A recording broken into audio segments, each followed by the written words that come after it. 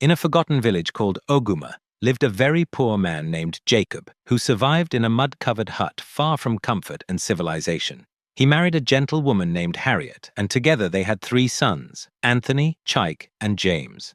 Though blessed with children, poverty became their daily punishment. No food, no school, no future, only survival. Harriet's heart became too heavy for suffering.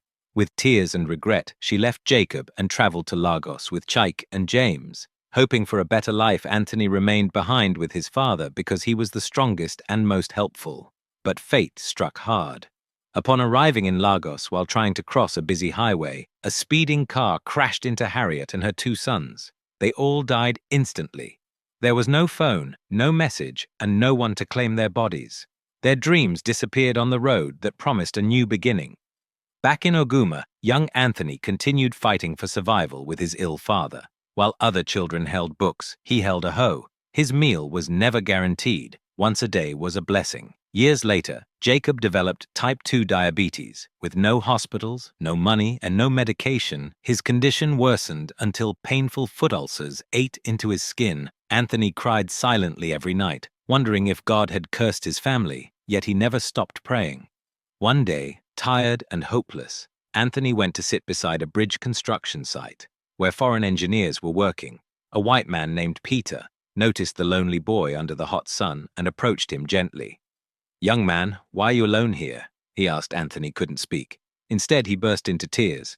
Peter took him home, fed him, and listened as Anthony narrated his painful life. Impressed by his honesty and humility, Peter offered him a job as a helper, cleaning, cooking, washing, and running errands. Anthony worked with discipline, respect, and gratitude.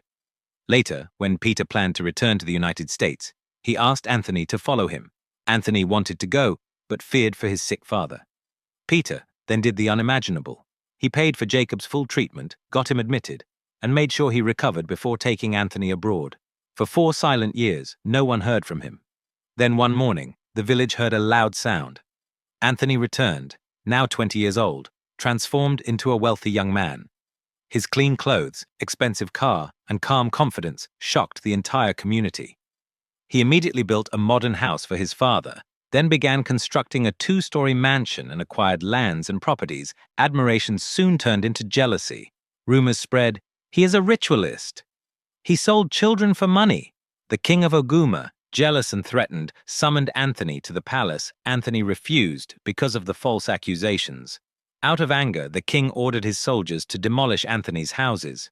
Broken and humiliated, Anthony contacted Peter, who flew back to Nigeria, and explained the truth, that Anthony's success came from kindness, opportunity, and hard work.